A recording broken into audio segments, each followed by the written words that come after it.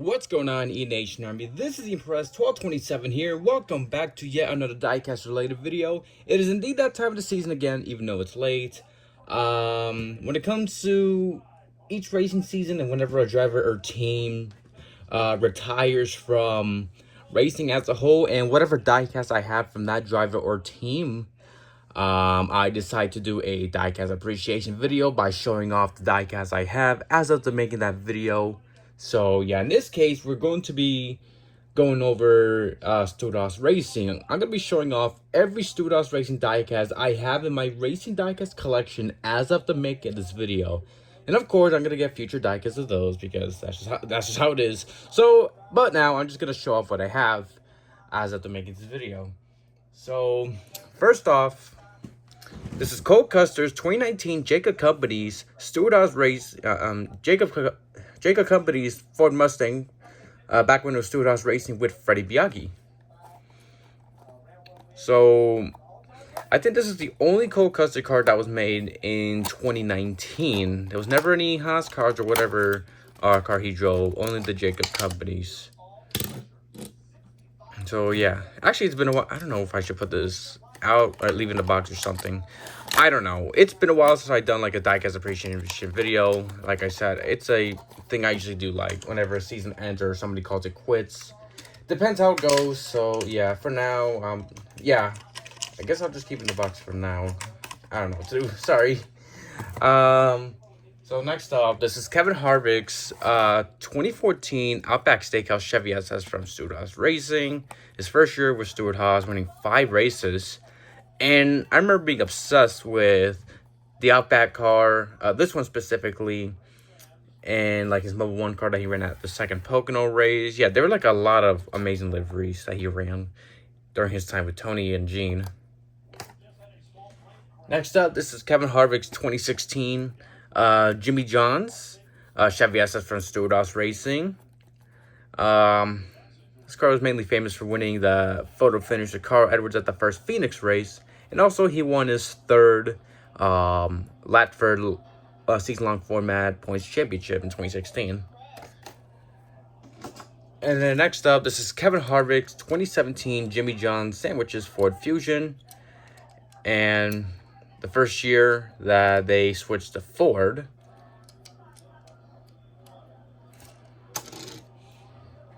Alright, next up, this is Kevin Harvick's 2001 Mobil 1 Ford Mustang Throwback, when Harvick threw it back to his 2001 GM Goodwrench car that he ran at Rockingham in his Cup Series debut a week after Daytona 500, where sadly Dale Earnhardt lost his life.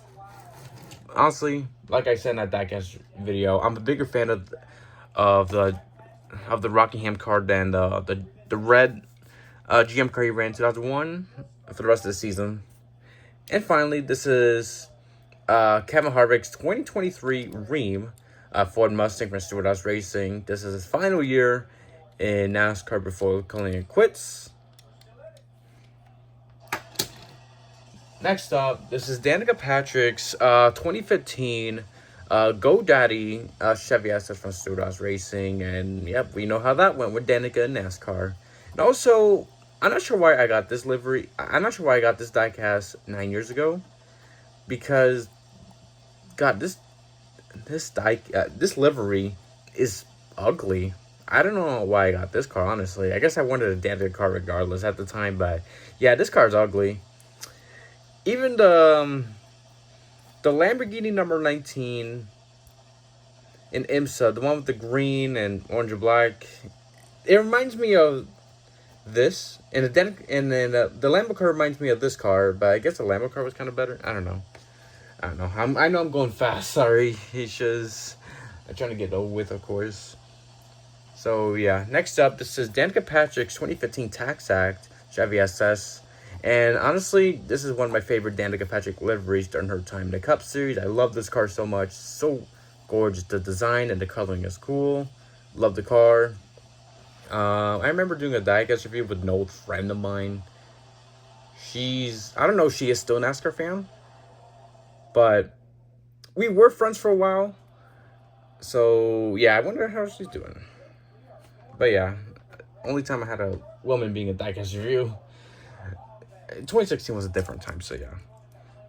So next up, this is Eric Almirola's 2019 Smithfield Ford Fusion throwback to 2002 championship season for Tony Stewart in 187 form. And next up, this is Eric Almirola's 2020 Smithfield Ford Fusion Mustang. Wait, why did I say Ford Fusion? Ford Fusion Mustang. Ford Mustang.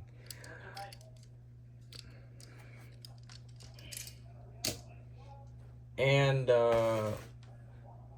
next up, this is Tony Stewart's 2009 Office Depot Old Spice Chevy SS.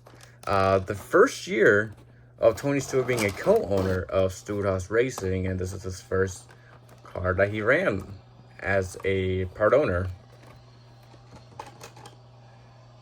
And next up, this is Tony Stewart's 2012 Office Depot Mobile One Chevy Impala, and I remember getting this at Dollar General, out of all places to get. So, yeah. What else? Next up, this is Tony Stewart's 2015 Bass Pro Shops Mobile One Chevy SS. I remember my dad getting me this car when he was at Bass Pro Shops 9 years ago. So, throwback. Next up, this is Clint Boyer's 2019 decal Ford Mustang. And I'm not gonna lie, that decal car from like 2018, 2019, they're not the best looking. The 2020 decal car, in my opinion, looks the best, but it's a shame that diecast was never made. Next up, this is Chase Briscoe's 2021 Highpoint.com Ford Mustang. His first year in Stewart-Haas Racing, and obviously won Rookie of the Year by default because he was going against Anthony Alfredo. I mean, here's the thing, like, even though Stewart-Haas Racing was struggling in 2021, I mean, it was obvious that Briscoe was going to get it by default. So, yeah. And next up, this is Chase Briscoe's 2022 Mahindra Tractor Ford Mustang throwback to Tony Stewart's last ever IndyCar race at the 2001 Indianapolis 500. And when it comes to IndyCar liveries in NASCAR or any other racing series like IndyCar throwbacks, whew, it's an automatic W for me. So, can't get into that. Oh, I almost forgot this. So I got this right here. This is Chase Briscoe and Ryan Parese's 2023 Talladega Nights Ford Mustang throwback, running the Ricky Bobby and Cal Naughton Jr. Livery based off the movie. And it's awesome that they did this. Such an awesome diecast and livery throwback, and it's even cooler that they did a 2-car set on it, which is even cooler in my opinion. So cool. And yes, I know it's not Ryan Briscoe, it's Ryan Preece. Not Ryan Briscoe, it's Ryan Preece. I did change the thumbnail a couple months later, even though it's not as good looking, but still, I want to change it either way to correct myself. So next up, this is Ryan Newman's 2012 U.S. Army Chevy Impala from Stewart-Haas Racing. And man, the U.S. Armies that Newman ran for Tony in the 39, they were gorgeous. So badass and American, obviously. God, I miss those. Next up, this is Ryan Newman's 2012 Wix Filters Chevy Impala. And it's pretty cool that Wix Filter stuck around for another year. It also looks good on a Gen 6 car as well. I feel like the 2010 livery was okay looking. 2011, I think it might be similar to this. I'm not sure.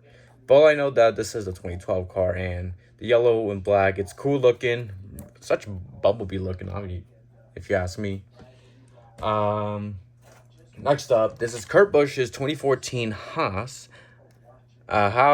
Automation American Salutes, Chevy SS. Back when Kurt Busch did the Indy 500 Coke 600 double when he ran the 2014 Indianapolis 500 racing for Andretti Autosport. And he would race in this car, but sadly did not complete 600 miles, so didn't complete 1,100 miles that day, unfortunately. Hate to see it. Hopefully Larson does it next year. But let's see how it goes. Next up, this is Kurt Busch's 2016 Haas CNC Chevy SS. He ran, well, not ran, sorry. No. Not exactly this car, but I was going to say that he won at the first Pocono race, but it was not with this car. It was with Haas and Monster Energy. But because you can't have energy drinks on 164s, there was no Haas Monster Energy diecast, just Haas. So, and when did Kurt Busch run the Haas livery? That's just Haas, not Monster Energy on it. I feel like he did run just the Haas only, not Monster Energy with it. I don't know. What was it? Okay. Next up, this is Kurt Busch's 2018 Haas CNC Ford Fusion throwback to his 2003 Sharpie car, where he finished second to Ricky Craven at one of the closest NASCAR Cup Series finishes ever. It is no longer the closest finishes ever. The 2024 Kansas Spring race took that, finally took that crown after 21 years. But still, this livery will forever be remembered as the bridesmaid at Darlington. And got some more 187s. Almost done with the video. And this is going to be... And this is Daniel Suarez. I can't even English these days. This is Daniel Suarez's 2019 Haas Ford Mustang from Stewart-Haas Racing, of course. His one and only season with Tony and Gene. And yeah, he was just mediocre, unfortunately. Mediocre in the 41 car. So, yeah. And finally, this is Daniel Suarez's... Oh my god! I'm dropping things. So this is Daniel Suarez's 2019 Haas Ford Mustang throwback to Tony Stewart's 2005 championship season. Home Depot throwback, and I'm surprised that Home Depot didn't sue Haas for copyright infringement for using the Home Depot logo. Surprised about that. Next up, this is Cole Custer's 2020 HaasTooling.com Ford Fusion from his first and so far only career win at the 2020 Kentucky race after making that exciting 4-wide pass for the win against Martin Truex Jr., Ryan Blaney, and Kevin Harvick. And that would be, thankfully, the last ever Kentucky Speedway race. And even though Kentucky became garbage, well, more garbage with the current configuration, at least it went out on top with that amazing finish. So I'll give it that. So we got 3 cars to go. There's more Chase Briscoes. So this is Chase Briscoe's 2019 Nutri-Chomps Ford Mustang. And this was his first full-time season with Stewart-Haas Racing in the Xfinity Series. It's a shame that he didn't win in the Nutri-Chomps car. He did win in the Ford car, the second Iowa race, but sadly not with the Nutri-Chomps livery, because the Nutri-Chomps car is gorgeous, and it's all, doggy, look at the doggy. And I also got the 187 version of the Nutri-Chomps car. So, heck yeah. Big doggy and a little puppy. Yeah. Dogs are based. All right. And the best for last. Hopefully I didn't forget more Stewart-Haas cars. And the best for last is Chase Briscoe's 2019 Ford Motor Company's throwback Ford Mustang for Darlington Throwback Weekend And a throwback to Parnelli Jones in his 1963 Roadster. Not only Parnelli ran 150 miles per hour in that car, which is a record at the time, but he would win the 1963 Indianapolis 500 with this livery. Such an iconic livery. And it's awesome to see it in NASCAR for him. But it pisses me off that there's no 164 version of this livery being made. Thank goodness for the 187 and 124, but I'm still pissed that there's no 164 made, and it sucks. I really hate to see that happen. Just lack of pre-orders for this beautiful car. Like, how can you say no to this? I guess a custom will be the closest I'll ever get, I guess. Such an amazing livery, and it sucks that it was never made in 164 form. Be cool to get a 124 at least, right? So, yeah. Alright, so this concludes the Stewart-Haas Racing diecast appreciation video. Those are all the Stewart-Haas Racing diecasts I have as of making this video. And of course, after this video, of course I'm going to get some more Stewart-Haas Racing related diecasts and all that. That's just how I am as a diecast collector. But all I can say is Stewart-Haas Racing has made an impact in NASCAR in a span of 15 years. Even though they had their decline for the past 3 years in NASCAR, they still made an impact when they were in their prime, from winning races to championships. And ironically, I got into NASCAR back in mid-2009, so I was there in the first year of racing as Stewart-Haas Racing. So, yeah, I grew up watching this team win races and championships thanks to Harvick winning 3 full season Latford championships from 2015, 2016, 2020. And I think Briscoe 2020 for Xfinity for the Latford full season championship, I believe, with no stages. But yeah, thank you, Stewart-Haas Racing. Thank you for the memories. Thank you for everything for all you've done for the past 15 years. It was an honor to watch you guys race. And I've had my favorite drivers, Mark Martin, Regan Smith, and Clint Boyer race for this team. Did your favorite driver race for this team? Tell me in the comments below. And all I can say is, I can't wait to see Tony Stewart's future racing in NHRA. And as for Gene Haas, well, let's see how it goes since he's solo in NASCAR once again. And Gene Haas has some kind of partnership with Toyota in Formula 1. So the Haas F1 team might not be as embarrassing now or moving forward. Let's see how they do. But either way, Stewart-Haas Racing will be missed. And also, I don't blame Tony Stewart for leaving NASCAR because how they are nowadays. But either way, it's an honor to see them race. And may we forever cherish the memories. Thank you guys so much for watching this diecast appreciation video. This is the Impress 1227 signing off. Goodbye, everybody.